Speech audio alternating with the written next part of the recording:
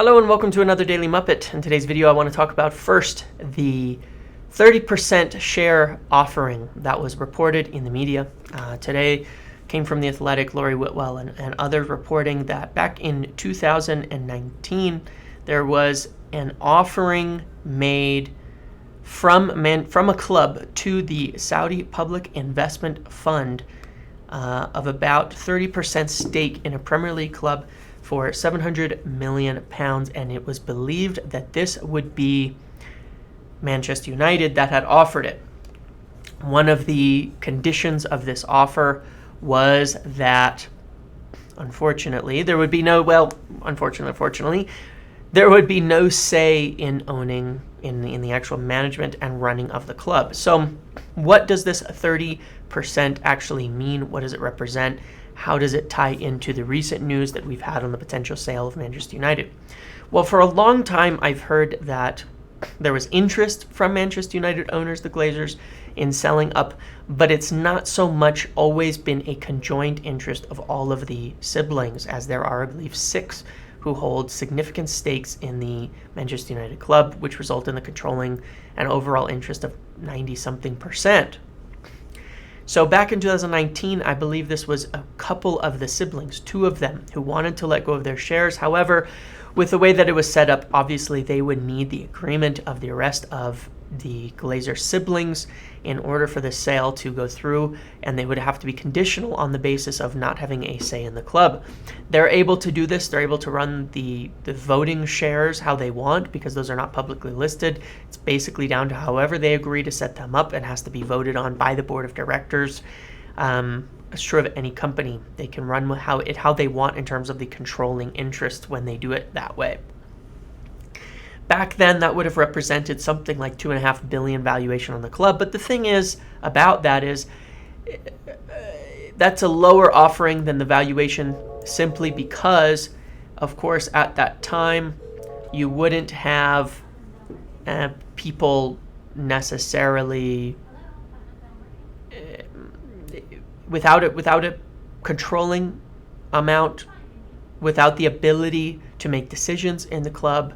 It would not be worth nearly as much as a usual 30% stake of the voting shares. So that explains the difference. I mean, it's a huge difference. If you wanted a controlling stake, it would probably be worth double that amount at that time. So it's unlikely. It is likely, even though that valuation seems low, it is likely that is or was Manchester United's offering, and it would have been the offering of a couple of siblings. Now, very recently, we have heard that that there was also an American investment fund looking at a partial stake, 30% or 25% or something like that of the club, and then they backed out of that, and there was no interest in doing it. And effectively, this is likely the same thing. A couple of siblings who are looking to sell and cash out of the club. But the problem, why would they have backed out? Same story, the inability to make decisions in the club. And that's what I want to talk about now, is the holdouts. The difference recently is that there's more interest in the overall club owners from the Glazers in selling in more of them. Essentially, you would need 4 of them at the very least to gain a controlling interest and have them all agree in changing the bylaws of the company to allow them to sell those voting rights to an outside party. And it's hard to get all that agreement, especially when Joel and Avram are still kind of holding out and not interested necessarily yet in letting go of control of Manchester United. And that is currently where things stand, though there are people like Sir Jim Ratcliffe who are still having discussions, or we're still probing, we're still putting together a potential financial package that they feel could tempt the Glazer family into letting it go. That would make it worthwhile. There is more interest from all of the Glazers on selling. There is more of an openness to selling, not necessarily a sign that says for sale, but an openness to selling from the majority of the Glazer family, simply because the financial outlook of the club is much worse. There was a reliance on the Super League to pull things out of the direction that it was going, because the club has not been keeping up financially with how it should. But there is still a want from Joel Glazer to control the aspects of the club, see if he can turn it around, and then maybe let it go in the future on that side of it. So Things are still in progress. This 30% thing is interesting, but not altogether noteworthy, as there's always been a few siblings who have been looking to get out. They're still looking to get out. The difference now is there may be more willingness from multiple parties to leave and make an exit from Manchester United at this time. By multiple parties, I mean more of the Glazers siblings. That may make it possible for somebody to get a majority share in, which would essentially force Joel to say, fine, I'll have to sell out and get out of here as well. But it is a complicated situation. There are still parties working on it, and I hope to have updates on specifically on the Ineos and Jim Ratcliffe side too. As I was told again in the last couple of weeks, be patient. There's still an interest. I have a good line to somebody on that side of it, but be patient. There's still an interest. They're still working on it. There's still discussions, but this is going to take time. And it's not necessarily going to be just Ineos money to accomplish that, but potentially some other investors involved in a group that would make it work in order for that kind of deal to happen. So that's sort of where it stands on the sale, and in terms of what this sort of shares offering means. We're at Manchester United. And how it was attempted again very recently, but really to no avail. It's very unlikely for Manchester United to be sold in part unless it is sold in the majority, where you get a controlling stake in the club. So you're likely not to see one of those partial sales happen. Moving on to talking about kind of tactics and where things are at. Not to be like tactics, but I actually want to go over some interesting statistics and make some comparisons over where things have been. I showed this graph, this whole setup a while ago. This was weeks 1 and 2 of the Premier League, when obviously United lost 2-1 to Brighton and 4-0 to Brentford. But we can see kind of the shape. You're seeing the fullbacks very high. You're seeing the center backs isolated and very deep. You're looking at this graph and you're seeing high progressive actions, high incisive passes, high crosses completed, high successful box entries, high field tilt. It was a more dominating thing that was getting exposed out the back. Very similar to how Eric Ten Hag played in preseason, and obviously more in the direction of how he wanted to go. Now, following those losses, we obviously saw things diminish, but I think what's very interesting is now how drastically it has diminished. On the right is the average positions. You can see that it's essentially moved to a back five, with McTominay very deep close to the center backs, the fullbacks very deep, and a big gap between that back five and that front five. And that is an issue. That is an issue. It's become a very defensive style of play, and the result is actually quite shocking, despite the fact that we've gotten the goals.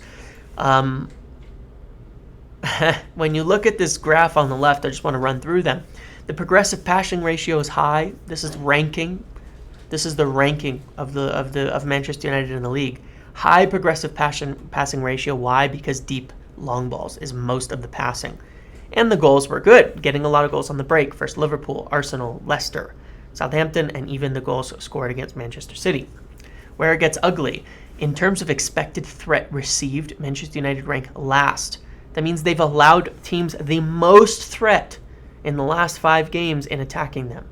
Opposing teams have generated more threat against Manchester United than any other club in the Premier League per 90 over these last 5 games. At the same time, Manchester United rank dead last in expected threat generated. So Manchester United have played essentially to the point of receiving the most attack and generating the least in terms of threat of any team in the league in the last 5 games. They are also dead last in defensive actions in the final third, 15th in passes per defensive action, 16th recoveries in opposition half, 16th in successful box entries, 17th in incisive passes, 16th in passing percentage, which is down to, again, sending the long balls, 16th in progressive actions as a total, because we don't have a lot of possession, 16th in shots, 18th in touches. Whew. What does this mean overall? This means that in order to get those results, Eric Ten Hag settled the club into the deepest block in the league in a lot of ways, that was fully reliant on sending the ball forward to those forwards in long passes and progressive passes in order to get goals on the run, with a high quality output from Rashford and Sancho during that time, and then obviously Antony in the recent couple of games. That's why Elonga's still on here, because he played more minutes before that. So It's not sustainable, as we saw versus City, letting them have the ball dropping off, and then trying to go. It's not sustainable. It's not sustainable. It is not how Manchester United want to play. This is everything people complained about. This isn't a knock against Ten Hag. I want to be very clear about this, the point that I've been making. He wanted to play a certain way. Team got exposed for it. Remember, we didn't have Casemiro, didn't have Antony, didn't have Martial, unfortunately, in the second game either. Did we have Martial at all in first Brighton? I don't remember. Anyway, we didn't have what we needed. It didn't work. No, we didn't. We didn't have Martial because Eriksen played the false nine, which didn't work.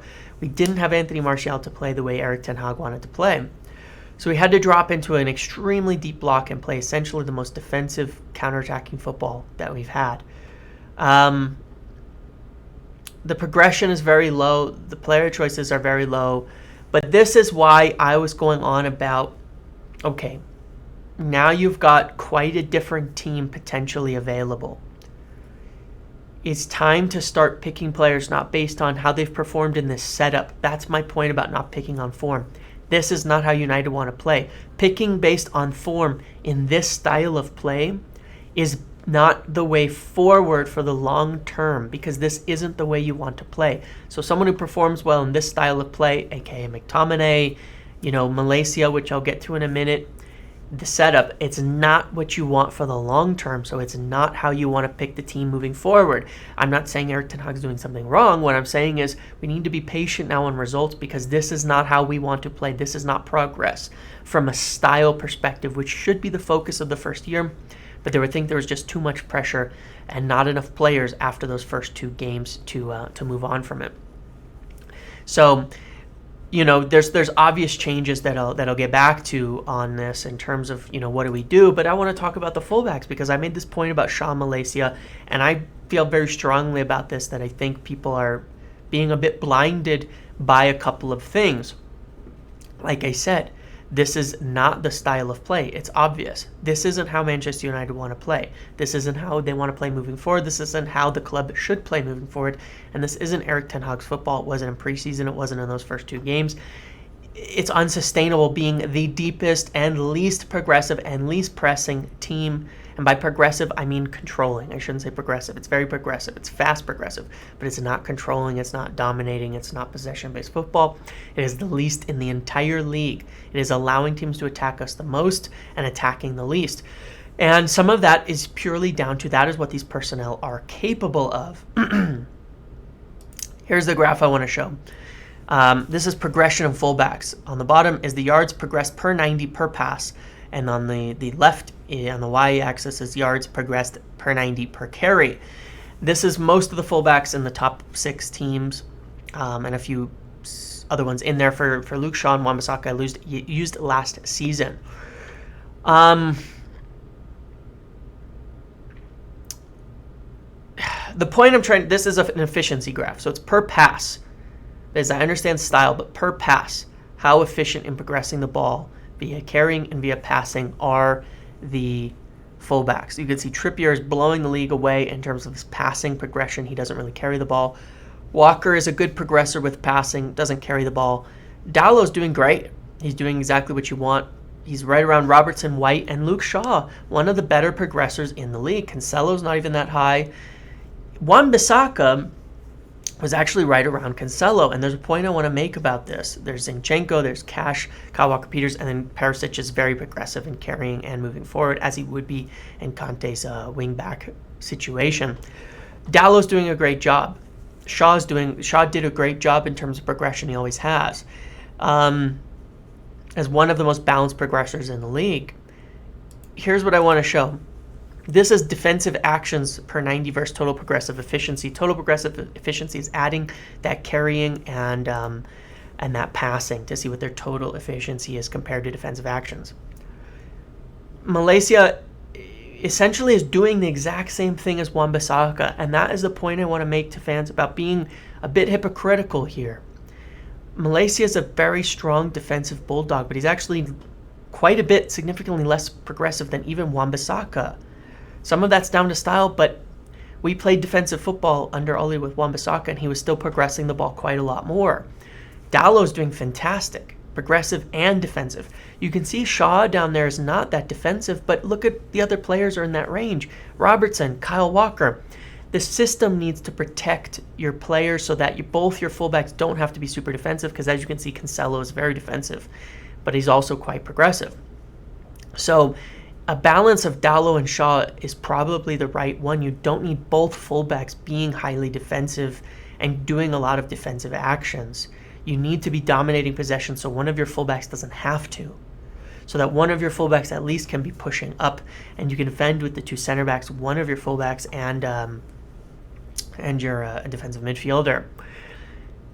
As it stands right now, Malaysia is doing a job of Wan-Bissaka, and I just find it very interesting watching the games and seeing him get a lot of praise, while people are also have been super critical over the defensive football in Wan-Bissaka over the last few years. I like Wan-Bissaka. I think Wan-Bissaka is a very good defensive fullback if that's what you want out of him. Right now, Malaysia is doing the same thing. He's very tenacious defending. He's very strong defending, but he does not move the ball up at all. And he has the ability to at times. If you watch the City game, you'll see it. He'll get the ball passed, and he kind of freezes and going forward is a bit scared to pick out that forward-facing pass or run forward on the ball and ends up recycling it or going backwards. Essentially, to me, in a lot of ways, he's a less awkward Wan-Bissaka. He's a bit better on the ball, but he doesn't really do much with it as of yet. And, the criticism of Shaw is there. His defensive actions is low. He doesn't work hard defensively, but neither does Andrew Robertson, and neither does, Kyle Walker does in a different way. But neither does Andrew Robertson, and there's many, many other players who are similar in that basis. Dalot's doing a good job on both fronts. Yes, you need to see Shaw ratchet up the intensity a bit, get at least another tackle or interception per game, and get up towards 3. But you need those progressions. It is too weak without it. You need those progressions. You need more passing. You need more domination. You need more possession-based football in moving forward. And that is my point on the fullbacks, and I think it is valid. I think it's something that needs to be looked at. It's not the only thing. There are obvious changes otherwise. But right now, Malaysia is doing what Wan-Bissaka is. So I implore you to look at it not as a criticism of the player and saying he's not good enough, but I implore you to look at it instead of picking a favorites, because I've been really impressed with Malaysia in a lot of games. But then I was looking at it and thinking, yeah, but the style of play we're playing doesn't suit it. It's the same thing for McTominay. He's been very good at the job he's been doing, but this isn't how we want to play moving forward. So if we want to move ahead in a different way, this is not going to work. Do you understand? That's my point. This isn't the way forward. That's what I've been trying to say. Being good at one thing doesn't mean it's the way to be good at the other thing. We need those progressions. It's a trade-off, but I think it's time to make that difference, because we're way too defensive now. We can afford to lose some defending if it's for possession, and that is the direction we need to move forward, but it's not just at the fullbacks. Obviously, it's about changing the overall setup of the team, moving ahead into a different style, defending on the front foot. That was one of the things Eric Ten Hag said. And Tifo did a video on this. Someone was pointing this out in the Discord, that 3 of the open play goals City had could have been broken up by more tactical fouling and breaking a play higher up the pitch. That's the difference between Casemiro and McTominay. And again, it's not a criticism of McTominay. You can be good, you can save goals by dropping deep and defending. Or you can defend on the front foot higher up the pitch, and Ten Hag said that he wanted them defending higher up the pitch. McTominay can be very good and has been good dropping into a disciplined deep role. He's not breaking up play high up the pitch. Nobody is. And that's why we're losing. That's why we cannot move forward with this. That's why we're stuck in with a lot of threat generated. We need to cut that threat out. That's the point of expected threat. Cut the threat out before it happens, not just allow it to occur. So this is, for me, moving forward, how the team needs to set up in the next game, obviously with Varane being injured. Lindelof is quite progressive, so I think getting him on there is a good thing in the place of the injured Varane. Keeping Dalot and Martinez, obviously, I don't think Maguire and Martinez is a good setup. I don't think it's a good pairing, so play Lindelof. Get Luke Shaw on the left side to help progress and move the ball forward. Move Casemiro into that midfield so you can break up play higher. Move Fred into there too so you have some ball winning, but keep Eriksen in the midfield. That's what I would just try for the next game. And in the Europa League as well as Everton. I know this was sort of set up this way, but it was flipped, where Eriksen was the deeper midfielder It was also just an off game. You didn't have Martial.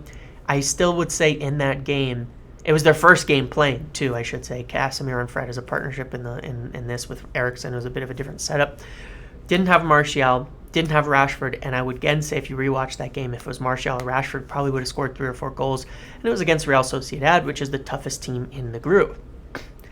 So now what I would say is for the next game, this is how I would set things up. Casemiro, Fred, Eriksen. So you have a lot of ball winning, a lot more passing, a lot more movement, a lot more progression, a little less hero ball, a lot of defending on the front foot, and a bit more speed in the midfield for defensive cover for Fred.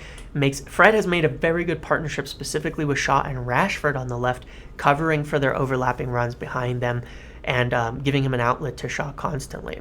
Martial up front. I would put Rashford on the left because I think you need a little more goal threat with this setup, and Antony on the right. Obviously, the changes here would be Bruno into that midfield. That might be relevant, would be Bruno into that midfield, Varane when he's healthy, and then Sancho in as well into that front line. But those would be the considerations you would make over time. This is effectively where the City game ended, if I'm not mistaken. Shaw, Martinez, Lindelof, Dalot, Casemiro, Fred, Eriksen. I think Bruno was in the front line, if I'm not mistaken. I could be wrong. And I thought it performed well. I thought it has a lot more potential. But I want to see us moving back towards dominating possession, dominating the setup. You can see this here with Martinez, obviously with the center backs a little less exposed. Maybe Casemiro instead of McTominay and a little deeper. Fred in where Eriksen would be. Eriksen up where Fernandez is. Martial up with Ronaldo. This is a better setup. This is the way forward. This is how we can dominate possession. That's my thoughts. That's what I see, would like to see happen. That's where I want to see this thing go. So give me your thoughts. Tell me what you think. Tell me if I'm off base on this. But I think that, fullbacks aren't the only thing. It was just an easy thing to plot. I could do the same for the midfielders. We just don't have much stats for Casemiro in the Premier League, which is why I didn't want to do it. But breaking up the play higher up the pitch, you can see from the graph, this has got to change. We cannot keep doing this. This isn't going to work moving forward. So that's my thoughts. That's where I'm at. I want to give Ten Hag time because defensively there might be some frailties, but I think we'll start creating chances a lot better like we were in preseason. Give me your thoughts in the comments below. Thank you for watching. Make sure to like, comment, subscribe, turn notifications on. I'll see you in the next video.